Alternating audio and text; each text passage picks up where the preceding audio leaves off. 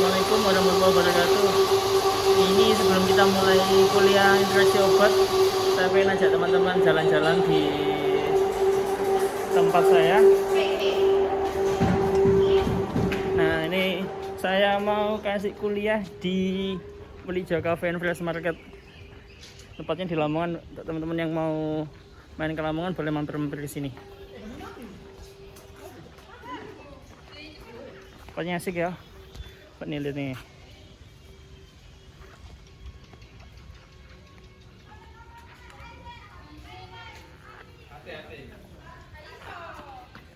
Nah, saya mau kasih kuliah dari sini saja.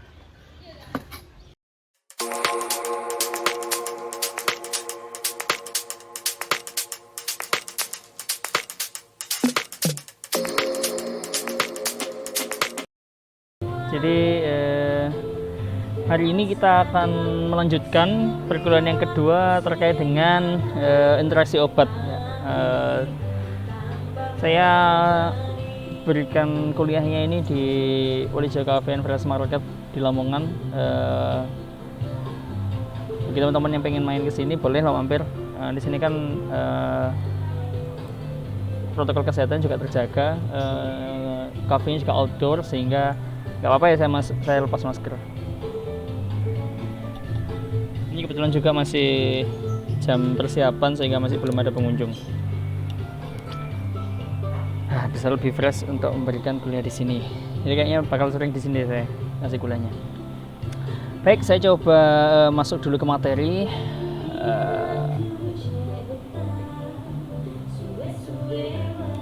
Nah, interaksi obat. Kemarin kita sudah perkuliahan pendahuluan, di mana ini adalah outline yang akan kita pelajari selama setengah semester. Sini ada kemarin kita bahas definisi, kemudian kita juga bahas, nanti akan kita ulang lagi sedikit terkait definisi supaya tidak lupa. Kemudian faktor-faktor yang mempengaruhi interaksi obat nanti kita akan juga bahas, sama saya ingin masuk sedikit di mekanisme atau tipe-tipe interaksi obat, atau bisa juga disebut macam-macam interaksi obatnya, baik itu farmaceutical, farmakokinetik, dan farmakodinamik. Nanti kita akan ambil yang pertama, kita sisakan untuk yang perkuliahan selanjutnya. Baik, langsung saja. Terkait definisi, ingin saya ingatkan kembali apa sih itu interaksi obat. Jadi interaksi obat itu terjadi apabila terdapat dua jenis, atau misalkan satu obat kemudian efeknya terpengaruh akibat adanya zat lain atau makanan maupun minuman atau bahkan obat lain. Ya, dikatakan terjadi interaksi ya apabila makanan, minuman, zat kimia atau bahkan obat lain tersebut mengubah efek dari suatu obat yang diberikan bersamaan atau hampir bersamaan dengan zat-zat tersebut, begitu. Selanjutnya, nah terkait dengan interaksi obat itu sendiri erat kaitannya dengan drug related problems atau DRP. Teman-teman mungkin masih ingat ya, DRP itu di blok farmasi klinis mungkin ya, atau sejenis itu. Bahwasanya drug related problems ini adalah problem yang muncul diakibatkan oleh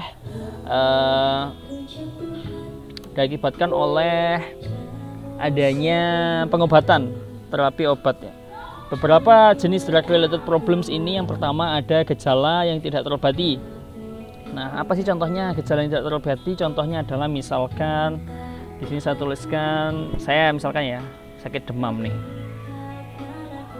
atau batuk dan juga pilek.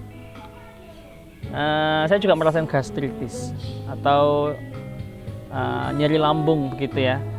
Nah, tapi oleh dokter atau oleh apoteker mungkin ya hanya diberi misalkan obat-obatan seperti satu paracetamol, kemudian yang kedua diberikan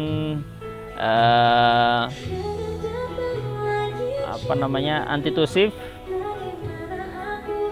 dan dekongestan misalkan.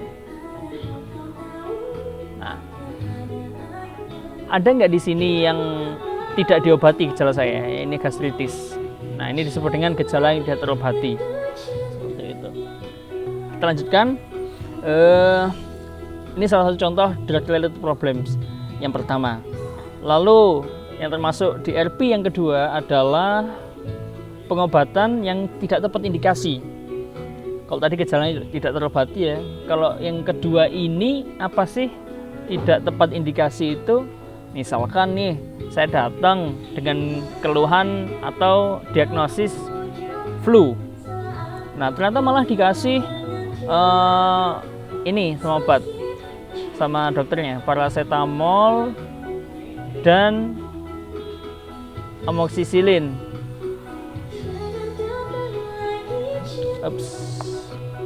Apakah sudah tepat? Saya datang dengan sakit flu, tapi ternyata dikasihnya paracetamol sama amoxicillin. Nah, tepat nggak kira-kira itu? Nah, padahal kita tahu bahwasanya flu ini adalah suatu penyakit yang disebabkan oleh virus. Nah, dikasihnya antibiotik.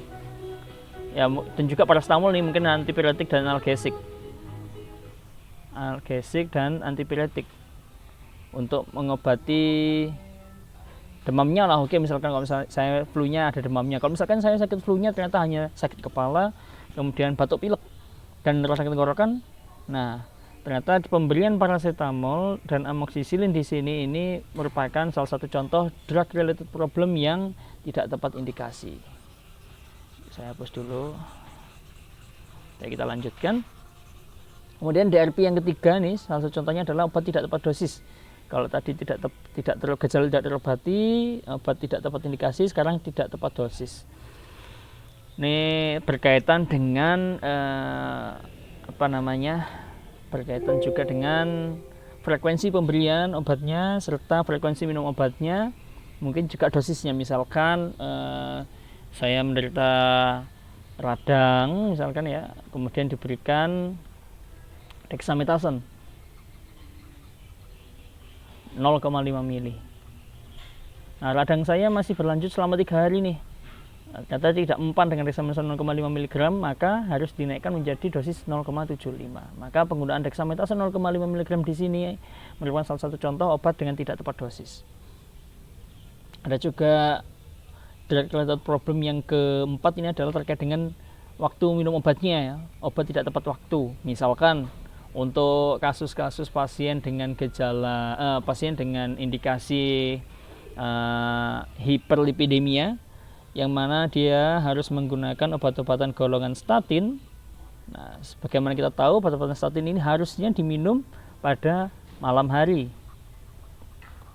Nah, tapi kok ternyata diminum pada pagi hari. Nah, ini merupakan salah satu contoh DRP yang tidak tepat waktu. Pak, kenapa statin harus malam hari? Coba masih ingat ya, barangkali di farmakologi, bahwasanya obat-obatan golongan statin ini berfungsi untuk menghambat sintesis lipid atau sintesis kolesterol.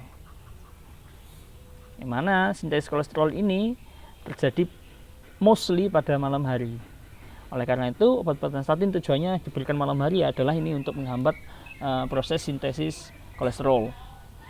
Nah, termasuk DRP yang kelima, efek merugikan obat ini terdiri dari termasuk, ini saya hapus dulu bentar, obat-obatan yang mengakibatkan efek samping misalkan.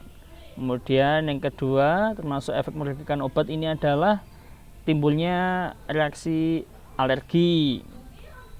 Dan juga yang ketiga dalam hal ini adalah yang kita pelajari adalah terjadinya interaksi obat. Nah, jadi saya ingin menjelaskan di sini bahwasanya interaksi obat ini merupakan salah satu drug related problems, khususnya yang masuk ke dalam kategori efek merugikan obat. Nah, itu merupakan pengantar ya dari saya.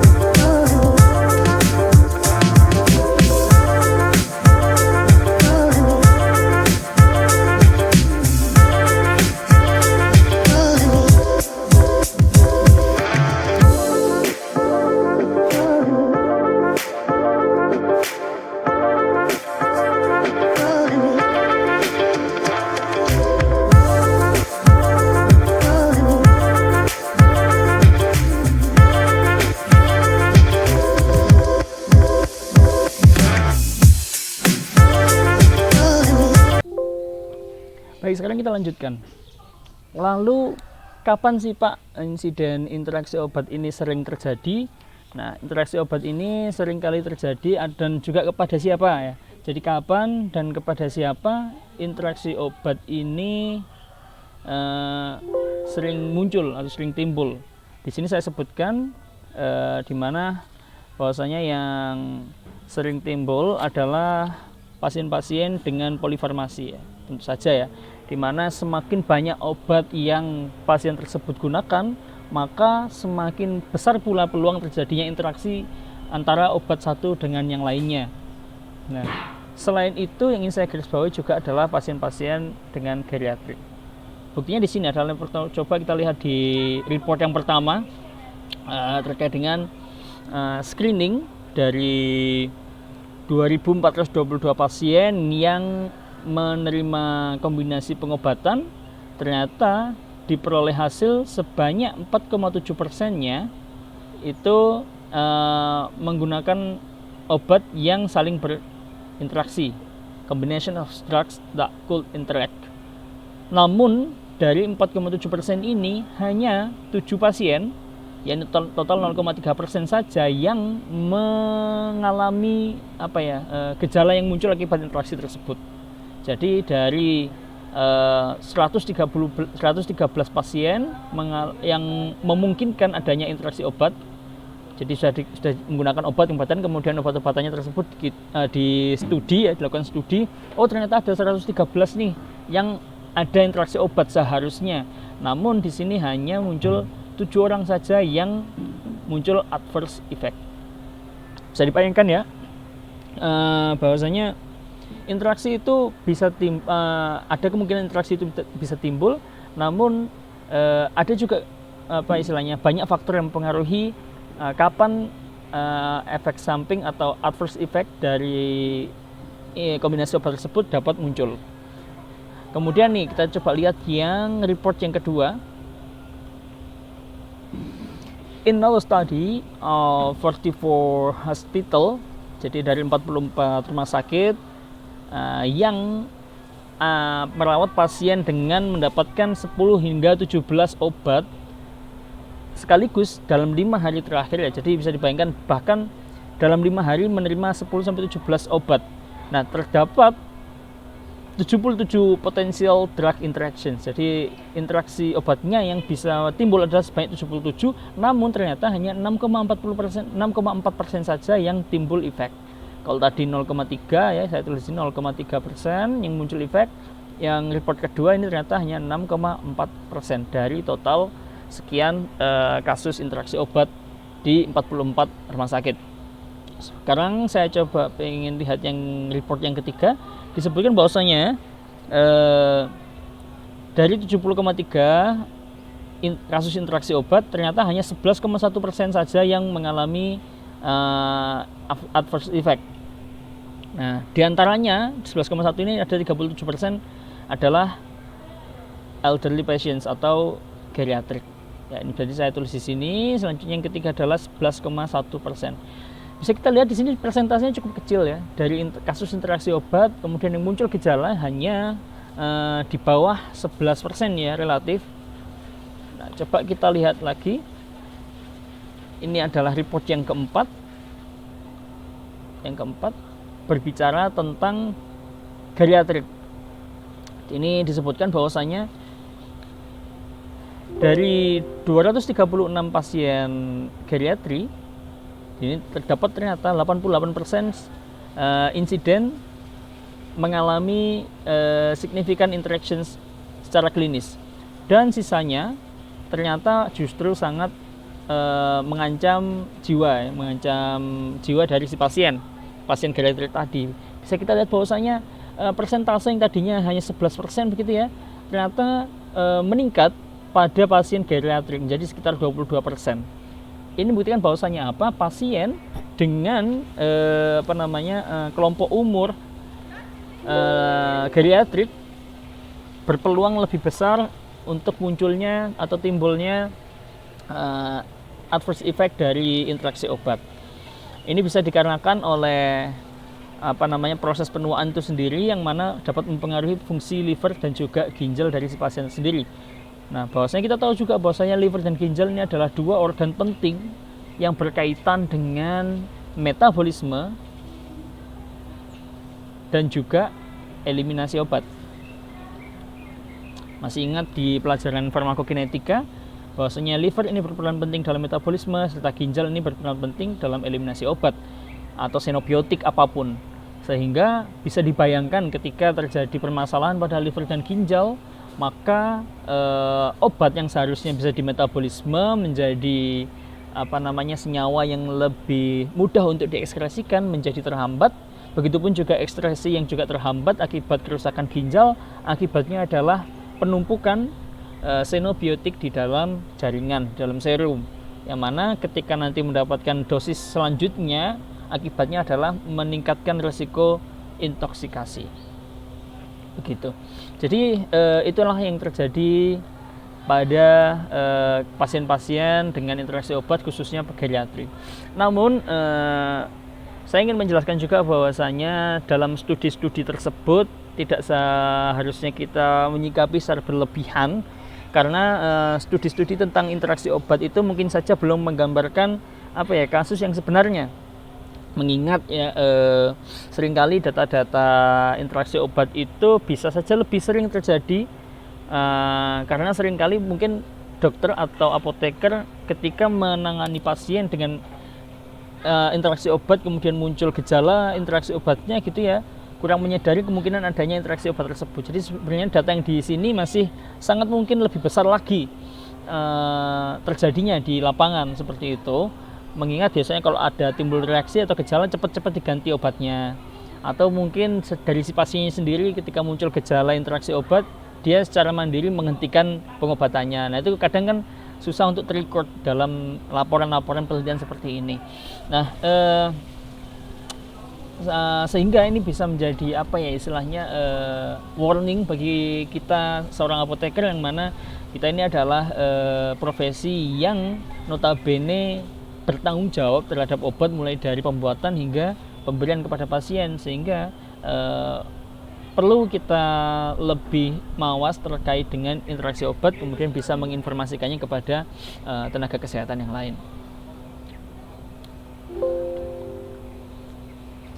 Nah, lalu bagaimana sih seharusnya kita bisa menyikapi kemungkinan adanya interaksi obat begitu? Sebenarnya data-data penelitian yang sudah saya sebutkan di atas tadi itu bisa menjadikan sebuah landasan bagi kita profesi apoteker ini untuk lebih bijak dalam menyikapi interaksi obat.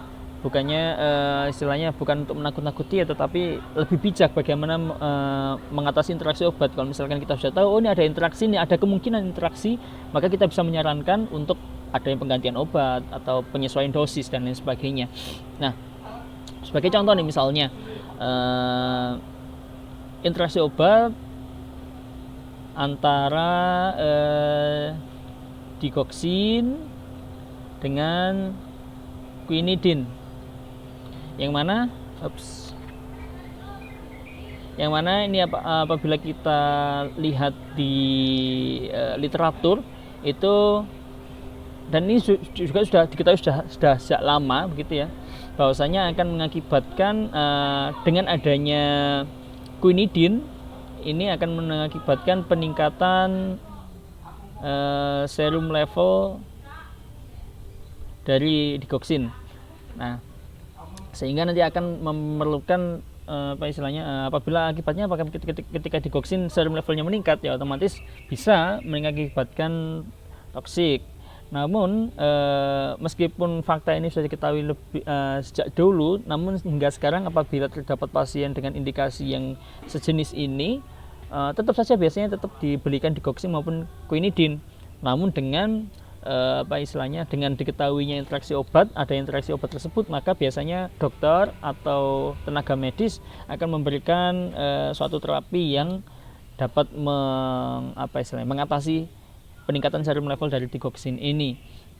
Misalnya dokter juga bisa mengatasi dengan dengan cara mengakomodir dosis dari digoxinnya sehingga serum levelnya bisa terjaga, atau juga dengan mengakomodir level serum digoxin. Bahkan dengan adanya interaksi obat ini juga, kenapa kok sampai sekarang masih dipertahankan kombinasi digoxin quinidin ini, karena biasanya gejala yang timbul, gejala adverse effect daripada interaksi obat ini dapat diakomodir oleh si pasien tersebut, sehingga tidak masalah meskipun kita tahu bahwa digoxin dan quinidin ini ada interaksi, tetapi selama itu bisa terakomodir baik secara terapi maupun secara dari pasiennya sendiri, maka tidak masalah. Kita tidak harus menyikapi interaksi obat ini dengan secara berlebihan. Nah, lalu apa sih bedanya antara interaksi obat dengan efek samping nih ya? Tadi ada istilah interaksi obat, ada juga istilah efek samping obat, ya begitu. Nah, perbedaan paling umum dari interaksi obat dan efek samping obat itu sendiri adalah di mana interaksi obat ini melibatkan lebih dari satu jenis obat, ya kan? Contohnya tadi digoxin dengan quinidin. Lalu efek samping obat itu hanya satu jenis obat saja. Jadi misalkan menggunakan CTM, chlortrimeton atau chlorpheniramine maleat, ya biasanya untuk pengobatan alergi, atau biasanya juga digunakan dalam campuran obat-obatan antitusif dan dekongestan. Maka biasanya efek yang timbul dari penggunaan CTM adalah mengantuk. Nah, itu merupakan efek samping obat, bukan dari hasil interaksi dengan obat yang lain. Kemudian nih, interaksi obat ini dapat muncul ataupun tidak muncul pada penggunaan obat secara normal, sedangkan efek samping pasti muncul dalam penggunaan obat secara normal. Nah, jadi interaksi obat ini kadang-kala muncul dan kadang-kala tidak. Seperti yang saya jelaskan di awal tadi, kalau misalkan ada pasien nih menggunakan obat tertentu kemudian kadang muncul, ya kadang tidak, sehingga persentase jumlah adverse effect yang muncul ini relatif lebih rendah dibandingkan dengan efek samping obat. Nah, kemudian apabila penyikapannya ketika muncul adverse effect, kalau interaksi obat ya mudah ya, kita hentikan salah satu atau bahkan dihentikan keduanya. Sedangkan kalau efek samping obat ya kalau cukup parah biasanya akan dihentikan, tapi apabila tidak terlalu parah biasanya tetap akan dilakukan. Contohnya tadi yang paling mudah quinidin dengan digoxin, ya kalau misalkan pasien bisa mengakomodir efek sampingnya atau interaksi obatnya maka diteruskan. Begitu juga dengan efek samping obat CTM tadi, kalau misalkan pasien bisa mengakomodir dengan kalau ngantuknya tidur, berarti bisa dilanjutkan demi efektivitas terapinya. Nah, interaksi obat ini relatif sulit diprediksi dan umumnya penanganannya susah, karena bisa kita bayangkan kalau misalkan ya cuma hanya dua jenis obat yang digunakan, tapi kalau misalkan lebih dari 5 bahkan 10 hingga 17 contohnya tadi itu, maka kita harus bisa mencari tahu sebenarnya interaksi ini terjadi antara obat apa dengan apa dan lain sebagainya. Variabel yang diteliti akan lebih banyak. Namun kalau efek samping obat akan lebih sederhana ya, tinggal ditangani, dihentikan, begitu saja selesai. Nah, berbicara tentang faktor risiko interaksi obat ini biasanya kaitannya juga dengan konsumsi banyak obat ya. Semakin banyak obat yang dikonsumsi maka semakin besar pula risiko terjadinya interaksi obat. Nah, kemudian pernah mengalami kejadian interaksi obat nih misalkan, maka besar juga kemungkinan akan mengalami kejadian interaksi obat di kemudian harinya. Yang ketiga adalah berusia sangat muda atau justru sangat tua. Jadi pasien-pasien dengan masuk kategori pediatrik maupun geriatrik ini rentan terhadap adverse effect daripada interaksi obat tersebut. Serta pasien dengan obesity. Nah, kenapa pasien dengan obesity ini juga saya concern, di mana penting juga buat teman-teman, jadi nggak memandang pasien masih kecil atau sudah tua. Kita sejak sekarang juga harus bisa mengontrol terkait dengan obesity. Kenapa? Karena pasien dengan obesity ini kan mempunyai jaringan adiposa yang lebih banyak ya. Selain kita tahu jaringan adiposa itu bentuknya kan seperti kantong-kantong ya, vakuola. Sel adiposa itu kalau kita lihat sekitar 80%-nya itu diisi dengan vakuola yang berfungsi untuk menyimpan cadangan lemak ya. Nah, yang mana cadangan lemak ini ketika terdapat xenobiotik begitu atau obat, ini juga akan lebih mudah terdisposisi di dalamnya. Semakin banyak jaringan adiposa maka disposisi xenobiotik juga akan semakin besar. Akibatnya apa? Obat-obatan itu berisiko untuk disimpan dalam waktu yang lama dalam jaringan-jaringan tersebut, sehingga apa? Mengakibatkan ketika mendapatkan resimen yang sama akan meningkatkan peluang terjadinya intoksikasi. Itu penting. Nah, sekarang kita beranjak ke faktor-faktor yang memicu terjadinya interaksi obat. Namun sebelum itu silakan bisa melihat tayangan iklan berikut ini. Nah, kembali lagi faktor-faktor yang memicu interaksi obat. Perubahan efek obat akibat interaksi obat ya sangat bervariasi di antara individu karena dipengaruhi oleh berbagai faktor. Di antaranya adalah dosis. Ya, satu faktor yang memicu interaksi obat adalah dosis dari si obat itu sendiri. Yang kedua, kadar obat dalam darahnya, ya itu juga akan mempengaruhi. Kemudian yang ketiga, rute pemberian obatnya. Obat-obatan yang diberikan secara intravena akan bereaksi lebih cepat dibandingkan obat-obatan yang diberikan secara peroral. Intravena lebih cepat daripada peroral. Kemudian metabolisme obat juga mempengaruhi munculnya interaksi obat. Kelima, durasi terapi dan karakteristik pasien, khususnya umur dan juga jenis kelamin. Mana jenis kelamin juga kenapa kok berpengaruh juga Pak? Karena jenis kelamin kita tahu bahwasanya wanita itu cenderung memiliki jaringan adipos yang lebih tinggi, sehingga seperti yang saya jelaskan di sebelum ini akan mempengaruhi predisposisi xenobiotik.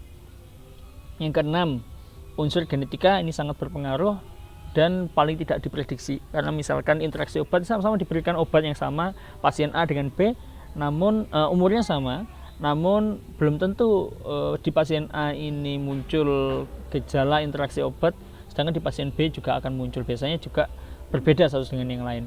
Serta kondisi kesehatan pasien. Pasien-pasien yang cenderung mengalami interaksi obat ini biasanya pasien-pasien dengan kondisi yang kurang stabil. Contohnya adalah pasien-pasien yang ada di rawat inap intensif atau ICU atau UGD. Nah, kita tadi sudah bicara tentang definisi, kemudian faktor-faktor pada geriatric patients. Nah, sekarang terkait dengan macam-macam daripada interaksi obat itu sendiri.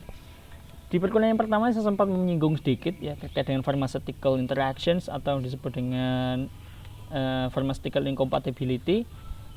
Di sini nanti saya akan menjelaskan lebih dalam terkait dengan itu. Baru di pertemuan berikutnya kita akan lebih dalam di pharmacokinetics dan pharmacodynamics interactions.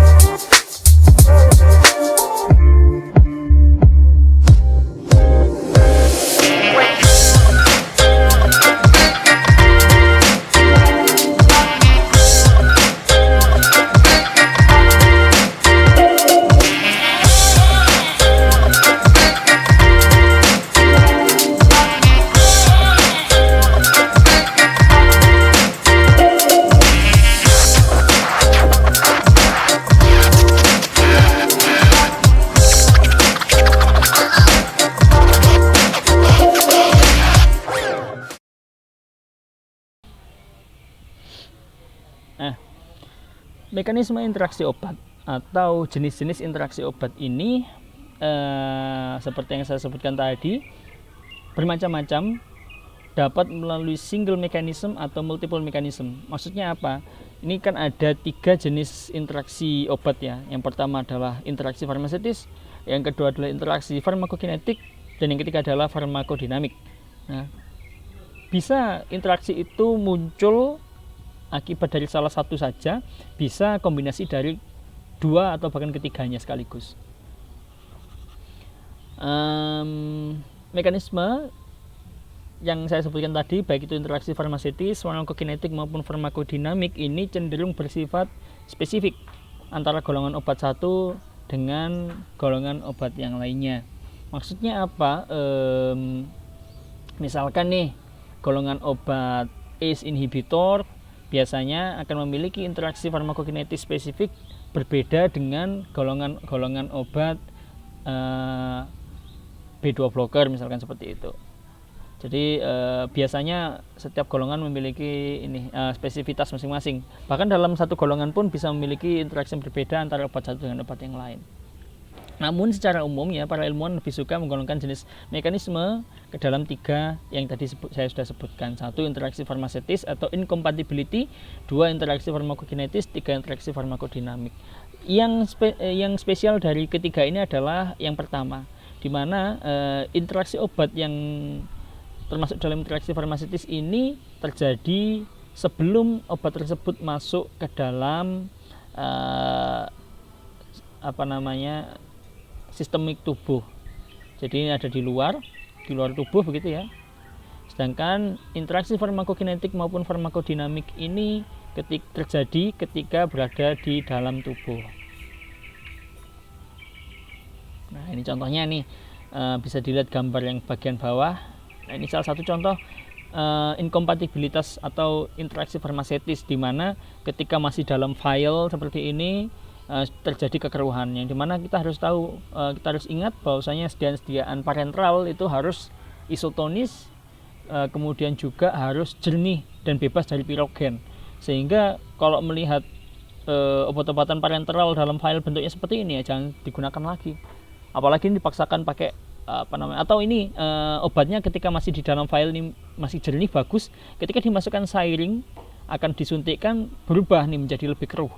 Ini adalah satu bentuk terjadinya interaksi obat secara farmasetis. Nah, kalau seperti ini jangan diberikan kepada pasien lagi, karena akan mengakibatkan penyumbatan pada pembuluh darah.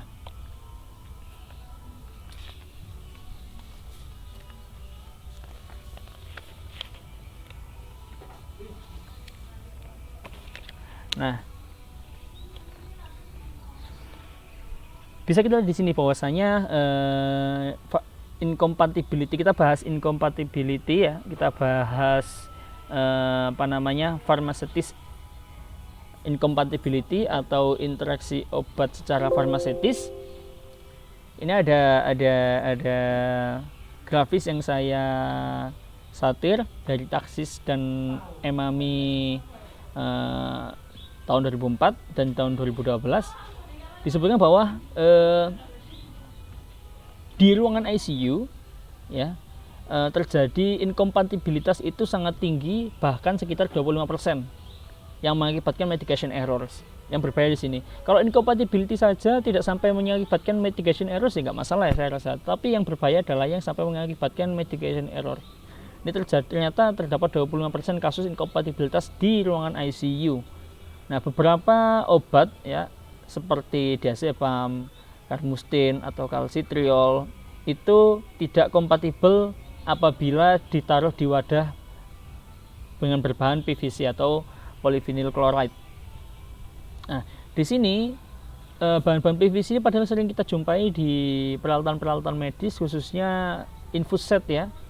Nah, dimana bisa dibayangkan kalau diazepam, karmustin atau kalsitriol ini kita masukkan ke dalam infus dulu baru diberikan kepada pasien, maka akan terjadi inkompatibilitas yang mengarah pada medication error.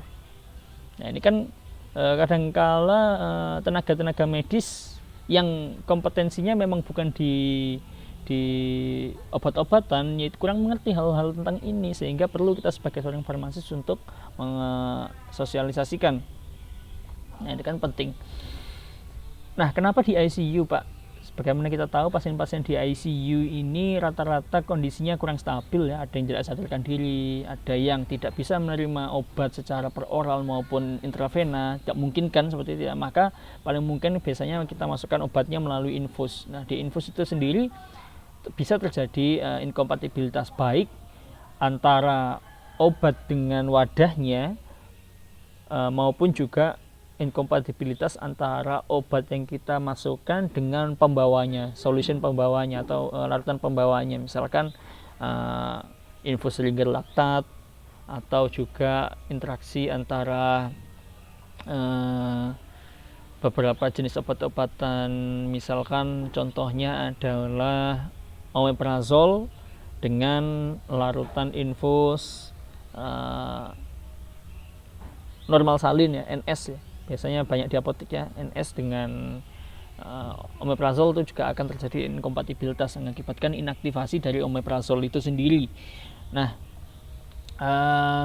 di sini ingin juga saya tampilkan bahwasanya interaksi farmasetis ini dapat terjadi secara fisik maupun secara kimiawi.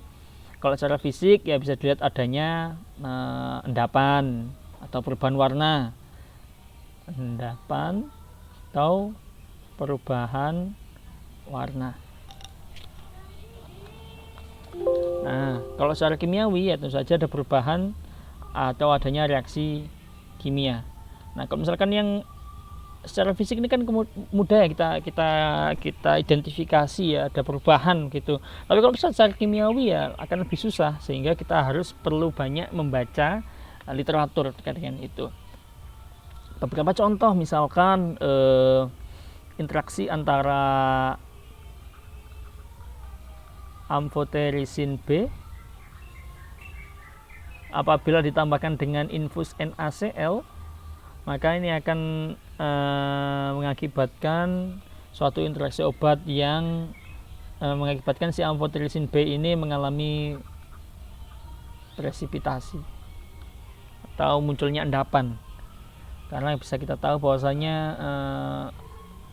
hal-hal seperti ini sebenarnya memang apoteker yang harus memiliki kompetensi, karena kita tahu struktur dari NaCl, kita juga tahu struktur dari amphotericin B, di mana apabila NaCl ini dicampurkan dengan amphotericin B, yang notabene amphotericin B ini merupakan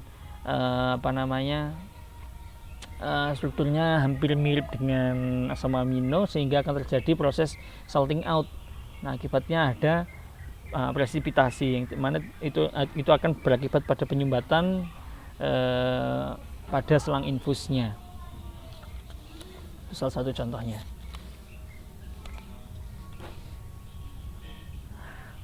Selanjutnya, inkompatibilitas atau interaksi obat secara farmasetis ini seperti yang saya sebutkan di awal tadi ya, terjadi di luar tubuh, yakni sebelum obat diberikan, baik itu ketika baru dicampur di misalkan di bentuk-bentuk sirup begitu ya, baru dicampur di wadahnya, atau di wadah infusnya seperti yang tadi saya ilustrasikan.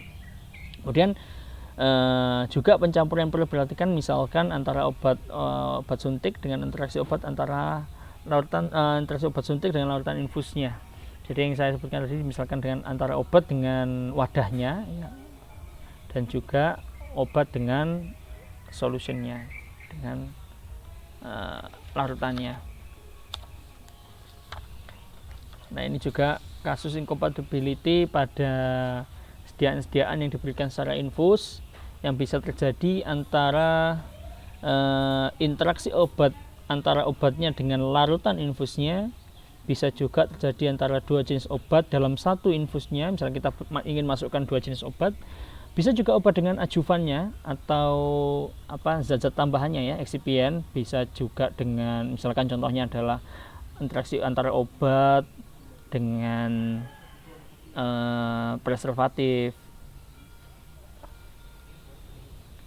Bisa juga terjadi interaksi obat dengan buffer, bisa juga interaksi obat dengan misalkan emulgator dan lain sebagainya. Nah, kemudian juga obat yang perlu diperhatikan juga dengan obat dengan wadah infusnya, khususnya yang dapat berinteraksi dengan obatnya, contohnya yang tadi ya, PVC tadi itu. Jadi harus dipastikan incompatible antara drug combinations bisa tidak terjadi. Bisa dipastikan juga jangan sampai terjadi inkompatibilitas dengan solventnya. Kemudian jangan juga sampai terjadi inkompatibilitas dengan materialnya, juga dengan campuran obatnya.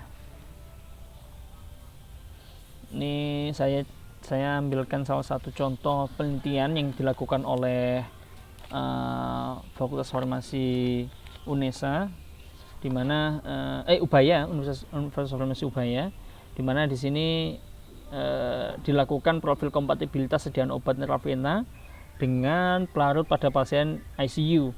Dapat diketahui ternyata hasilnya obat-obatannya seperti yang gambaran dari review di awal saya tadi ya, ternyata dari sekian banyak 100% banyak kok yang kompatibel, namun tetap ada inkompatibilitas sebesar ya, kurang lebih di sini 19,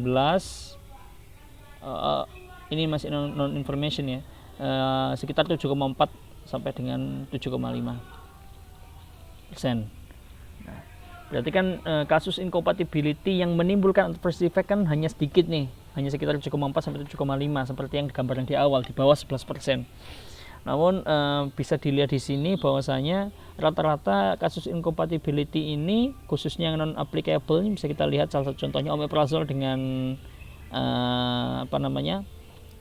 normal salin atau infus NS dengan menggunakan siring, terjadi incompatibility di bagian siringnya, ternyata sifatnya adalah not applicable atau terjadi inkompatibilitas seperti itu.